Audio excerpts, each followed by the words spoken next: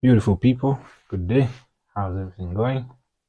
And this is Simon introducing to you video number 5, part that is part B of video number 4, and basically execution.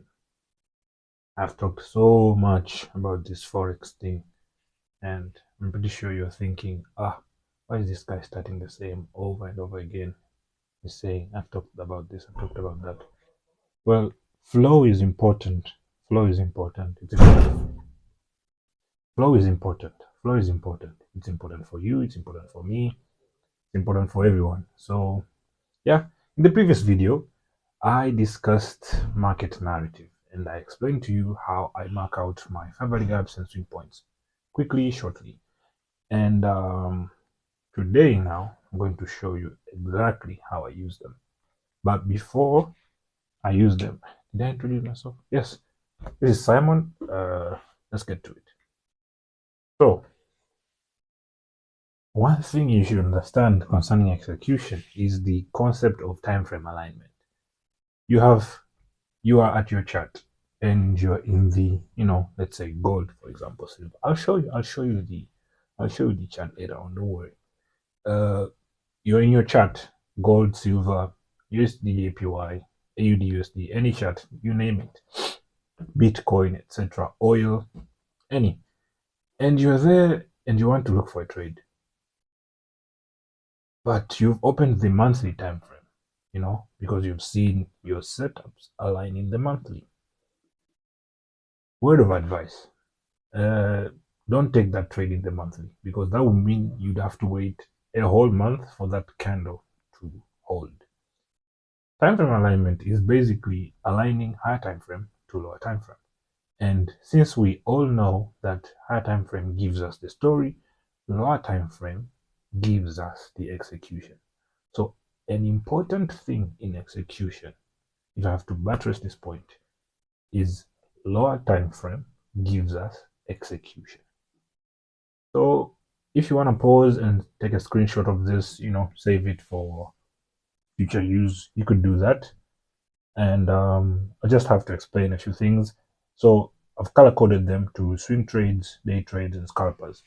A scalper is, somebody gets in the market, short time, takes trades quickly, leaves. So this one, they would use this side here. Day traders is like me or anybody else who trades within the day. So you get your setups from your daily, you get your executions in the 1 hour, or you get your setups in the 4 hour, you get your executions in the 15-minute. That would mean you only wait a few hours for a candle to close, or you only wait a few 15-minute candles to get an execution. Swing traders, the ones who wait for, bigger moves, and they hold their moves for a while. So they'll get the execution in the 4 hour after observing the weekly, or they get the execution in the daily after observing the monthly. I have stalled a while so that you can take this screenshot, save it. It's going to be helpful. Let's get to it. Now, flashback to the narrative rules. So higher time frame holds greater strength. Price moves from one parameter to another, and parameter can only be used once. And once used, we may create almost immediately a new imbalance right after. I'm going to show you this keenly in the chart examples, but you should also remember or consider volatility, news events, crowd sentiment, major session times, and risk management. I'm going to show you all that in the chart examples. Now, breakdown of execution.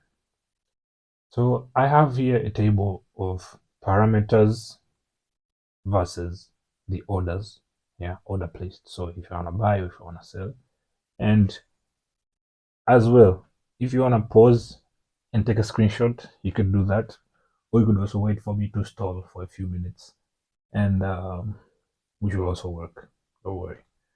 So now that you've paused and taken the screenshot, I'll explain shortly.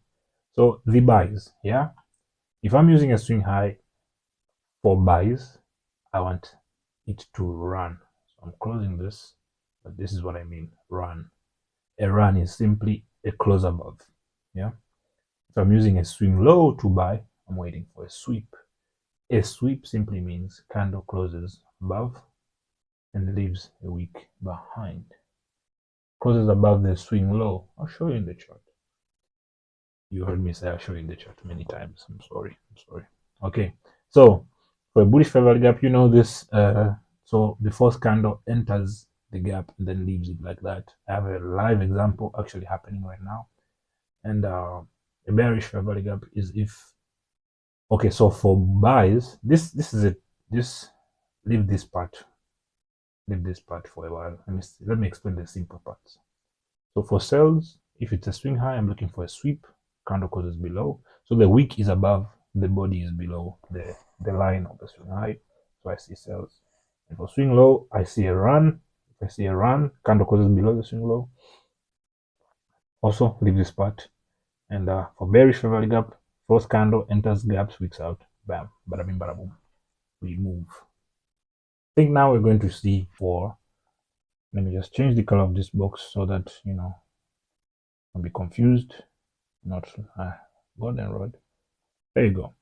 Yeah, so you have beautiful first rejection, leaving a swing high. See what I'm doing? I am just marking things. I'm not even taking the trade yet. And now you'd think, oh my god, it's leaving me and I may miss this trade, etc. Just calm down and let things happen, because from this R4 I can scale lower to minute 15 and take a trade basing on the bias of R4. And the bias of R4 is simple. It's bearish. See, higher, I mean lower highs, lower low, like that.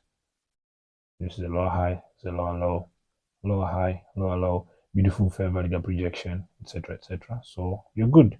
So you still have a short distance all the way towards this swing low right here to take your profits. Let's try that. So after marking this, we see a sweep from this hour 4 candle as the result of rejection from this one. You'd reckon we are responding from a daily swing low, so maybe we will buy. So why not check the daily? What is the daily telling you? And the daily is telling you that this swing low is a very old swing low, probably, yeah, June swing low last year. So it will work. Maybe we are truly sweeping from this swing low to go higher and, you know, use these fair value gaps.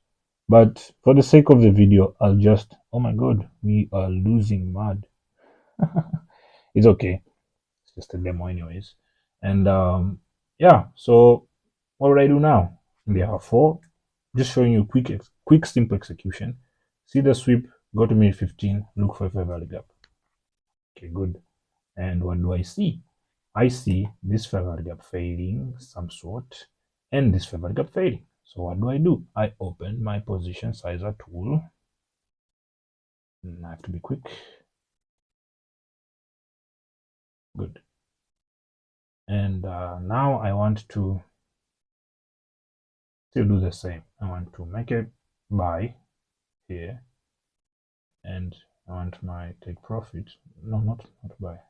Short. Good. To make a short here. My stop loss. This one. I want it to be all the way here. Boom. My take profit. I want, where's the take profit button? You can see it. Oh, it's here. And let's put the take profit as this line. Yeah, the daily swing low. So it will be 1.823. So 1.823. And then you realize that this takes lots of time. So I lock it there. Yeah, so I can execute a short from this point, basing on the fact that, because now you tell me, oh, why are you selling? I'm basing on this fact. There's a bullish fair value gap right here. There's a first candle rejection, this one, and it's fading. So, and then there's a second one right there. So if it closes below this point, I'll definitely sell. So instead of putting it there, I'll just wait, put an alert, and we see it working. So because I know it will work, because this is bad rejection, out of experience, of course, this is bad rejection. I know this will just go lower. I'll just take the trade so that I cannot miss it. 0.94. Sell. Bam. I did it. Now I'm losing money. Should I cry? Nope. And this is $250 exactly. And then this is 300. Not so bad. Yeah, so that's how I do it. And yeah, I'll definitely update you how these trades will go. Right, perfect.